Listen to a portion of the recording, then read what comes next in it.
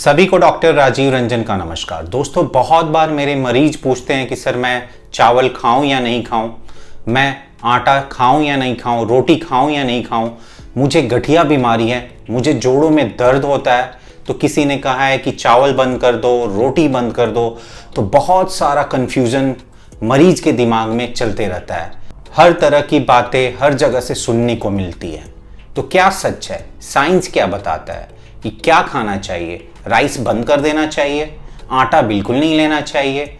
इसमें क्या कोई सच्चाई है या ऐसे ही मनगढ़ंत बातें हैं? तो चलिए इस वीडियो में मैं आपको बताता हूं कि बेस्ट अनाज गठिया के मरीजों के लिए क्या होता है, बेस्ट चावल गठिया के मरीजों के लिए क्या होता है, कौन सा अनाज गठिया में या ऑटो इम्यून बीमारी हो तो लेना चाहिए, जिससे देखा गया है कि कुछ बेनिफिट मिल सकता है। सबसे पहले बात करते हैं होल ग्रेन और रिफाइंड ग्रेन में डिफरेंस क्या है। होल ग्रेन मतलब कि साबुत अनाज, और जो रिफाइंड वाला अनाज है, इन दोनों में डिफरेंस क्या है। आप देख सकते हैं कि होल ग्रेन में जो सबसे बाहर का लेयर होता है उसको हम ब्रैन बोलते हैं, अंदर का पोर्शन को एंडोस्पर्म बोलते हैं, और उसके सबसे अंदर जो पार्ट होता है उसको जर्म बोलते हैं। रिफाइंड वाले में ब्रैन को हटा दिया जाता है, जर्म को हटा दिया जाता है और सिर्फ एंडोजर्म होता है। बाहर का जो ब्रैन वाला लेयर है इसमें फाइबर ज़्यादा होता है, विटामिन होता है, एंटीऑक्सीडेंट होता है। एंडोजर्म जो लेयर होता है इसमें कार्बोहाइड्रेट और प्रोटीन होता है। जो सबसे अंदर वाला पार्ट जर्म है ये बहुत ही न्यूट्रिशियस होता है, इसमें विटामिन और मिनरल्स भी होते हैं। होल ग्रेन करने का मतलब तीनों लेयर होता है, रिफाइंड मतलब सिर्फ एंडोजर्म लेयर होता है। रिफाइंड चीज़ें जैसे कि वाइट ब्रेड, वाइट राइस जो हो गया, ये देखा गया है कि ये प्रो इन्फ्लामेटरी होते हैं, मतलब इन्फ्लामेशन, दर्द और सूजन गठिया में करवा सकते हैं। रिफाइंड ग्रेन्स नहीं लेना चाहिए गठिया के मरीजों को। इवन ये भी देखा गया है कि रिफाइंड प्रोसेस से शुगर बढ़ सकता है, कोलेस्ट्रॉल बढ़ सकता है, हार्ट की बीमारियां बढ़ सकता है और आपका मोटापा भी बढ़ सकता है। रिफाइंड ग्रेन आपको एक साइड रख देना है, उसको नहीं लेना है। अब बात हम करते हैं कि होल ग्रेन में कौन कौन सी चीजें ज्यादा अच्छी होती है और ज्यादा बेनिफिशियल है अर्थराइटिस और ऑटो इम्यून बीमारी के मरीजों के लिए।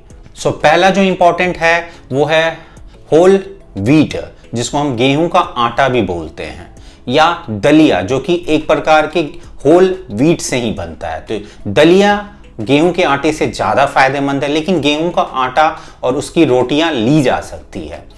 दूसरा इंपॉर्टेंट बात करते हैं मिलेट्स की।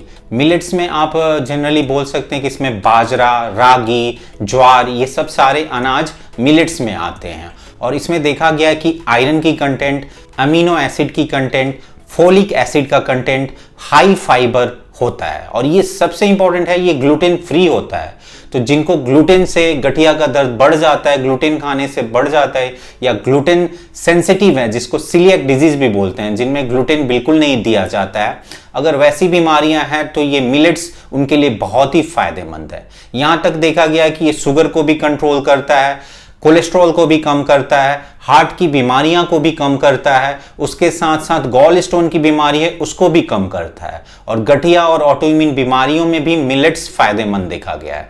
आप मिलेट्स ले सकते हैं। थर्ड इंपॉर्टेंट जो है वो है ब्राउन राइस और ब्लैक राइस। ब्राउन राइस और ब्लैक राइस में फ्लैवोनॉइड्स होता है, फेनॉल्स होता है, कैल्शियम है, मैग्नीशियम है, बी कॉम्प्लेक्स है और मिनरल्स है।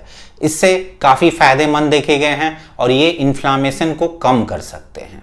फोर्थ इंपॉर्टेंट जो है क्विनोआ है। क्विनोआ को हम खैरे भी बोलते हैं, और ये क्या होते हैं, ये एक तरह का स्पेशल सीड्स होते हैं जिनमें हाई अमीनो एसिड होता है, इसेंशियल अमीनो एसिड होता है, प्रोटीन्स भी होते हैं, फाइबर भी होता है और मिनरल्स भी होते हैं, और एंटीऑक्सीडेंट बहुत ज्यादा होते हैं।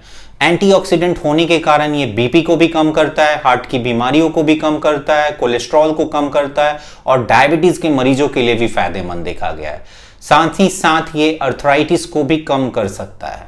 अगला जो पांचवा है वो होल ओट्स बोलते हैं, जिसको हम ओट्स को जई भी हिंदी में समझ सकते हैं, और ये ओट्स फायदेमंद होता है, इसको भी आप ले सकते हैं। अमरनाथ और बार्ली एक तरह का अनाज है, होल ग्रेन में आता है, जिसको आप ले सकते हैं, और गठिया और ऑटोइम्यून बीमारियों में ये सेवन किया जा सकता है। आशा करता हूं कि ये वीडियो जो बेस्ट ग्रेन्स के बारे में बताया मैंने होल ग्रेन्स के बारे में बताएं, कौन कौन से अनाज है जो अर्थराइटिस और ऑटोइम्यून बीमारियों में लिया जा सकता है। मरीजों को बहुत कंफ्यूजन होता है, ले या ना ले तो कौन सा ले, इससे क्लियर हुआ हो। अगर ये वीडियो आपको पसंद आया है तो कृपया इसे लाइक करें, मेरे इस मेडग्राम चैनल को सब्सक्राइब करें। इस चैनल पे अर्थराइटिस, ऑटोइम्यून बीमारियां और उससे रिलेटेड जितने भी हेल्थी लाइफ स्टाइल होते हैं बताए जाते हैं। धन्यवाद दोस्तों, नमस्कार।